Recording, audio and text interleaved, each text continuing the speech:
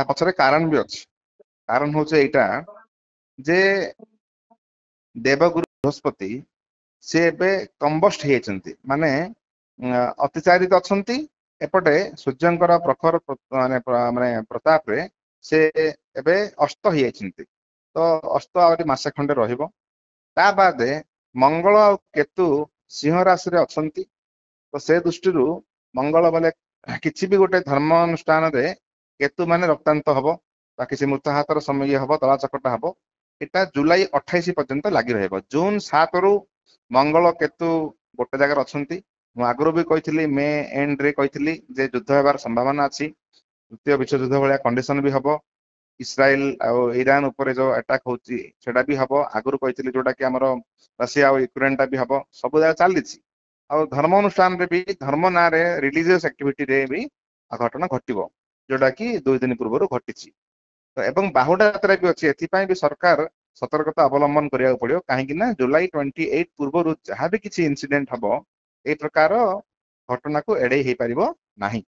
ଯେହେତୁ ମଙ୍ଗଳ ଆଉ କେତୁ ଏବେ ଗୋଟେ ନକ୍ଷତ୍ରକୁ ଆସିବେ, ଆଉ କିଛି ଦିନ ପରେ ଆହୁରି ଇଣ୍ଟେନ୍ସିଟି ବଢିବ। ଏବେ ତ ଉତ୍ତର ଫାଲ୍ଗୁନି ନକ୍ଷତ୍ରରେ ଅଛନ୍ତି।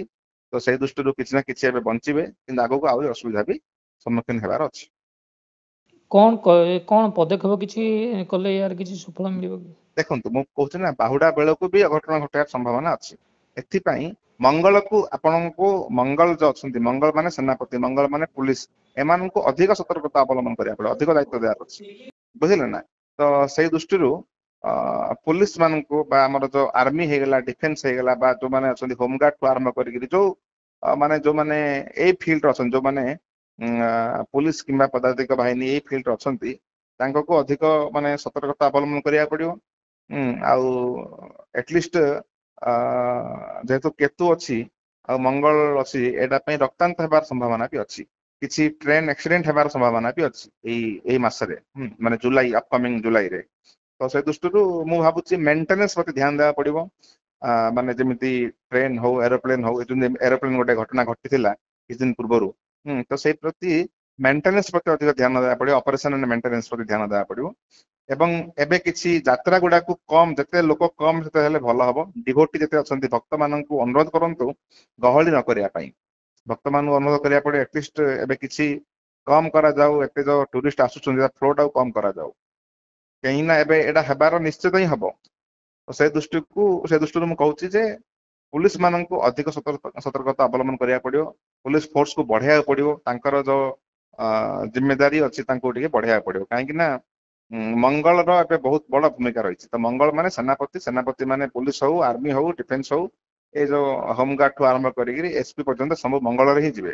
ତ ଏମାନଙ୍କୁ ହିଁ ଦୋଷାରୋପ ମାନେ ନିଜେ ବୋହିବାକୁ ପଡିବ। ଯେମିତି ଏବେ ଘଟଣାଟା ବି ଘଟିଲା, ଆଇଏଏସ୍ ଆଉ ଏସପିଙ୍କୁ ଦାୟୀ କରାଯାଏ, ତାଙ୍କୁ ଟ୍ରାନ୍ସଫର ବି କରାହେଲା। ସେ ଦୃଷ୍ଟିରୁ ଏଟଲିଷ୍ଟ ଏଇ ଘଟଣାର ପୁନରାବୃତ୍ତି ନ ହଉ, ଅଧିକ ପୋଲିସ ଫୋର୍ସ ମୁତୟନ ହଉ, ଲୋକଙ୍କୁ, ଭକ୍ତ ମାନଙ୍କୁ କୁହାଯାଉ ଭାଇ ଭାବ ବିଭେକ ଟିକେ କମ କରିକି ଏଟଲିଷ୍ଟ ସୋସିଆଲ ମିଡିଆରେ ଦେଖନ୍ତୁ କିମ୍ବା ଟିଭିରେ ଦେଖନ୍ତୁ, କିନ୍ତୁ କମ ଆସନ୍ତୁ। ଆଟଲିଷ୍ଟ ଯୋଉମାନେ ବୃଦ୍ଧା ହୁଅନ୍ତୁ ବା ଯୋଉମାନେ ନାରୀ, ଯୋଉମାନେ ଟିକେ ବୟସ୍କା, ଏମାନେ ଟିକେ ଏଭଏଡ କରନ୍ତୁ, ଭଲ ହବ। ଆଜ୍ଞା ଆଜ୍ଞା, ଠିକ ଅଛି, ଥ୍ୟାଙ୍କ ୟୁ। ମୁଁ ନେଇଯାଉଛି। କଣ ଏକର ହେଡିଂ କଣ ଦବା? ହେଡିଂ ଦେବେ, ଦିଅନ୍ତୁ ହେଡିଂ ଟା ମାନେ ସତର୍କତା ଅବଲମ୍ବନ କରିବା ପାଇଁ ଗୋଟେ ଦେବେ ଆଉ କଣ ହେଲା। ମାନେ କି ଆଗକୁ ବି ହେବାର ସମ୍ଭାବନା ଅଛି ହେଲା। ମାନେ ମଙ୍ଗଳ କେତୁର ପ୍ରଭାବ, ମଙ୍ଗଳ କେତୁ ବୃହସ୍ପତିର କୁପ୍ରଭାବ, ମାନେ ହଁ କୁପ୍ରଭାବ ହେଲା। ମଙ୍ଗଳ କେତୁ ଏବଂ ବୃହସ୍ପତି, ଦେବଗୁରୁ ବୃହସ୍ପତିର କୁପ୍ରଭାବ ହଉ। ହେଲା।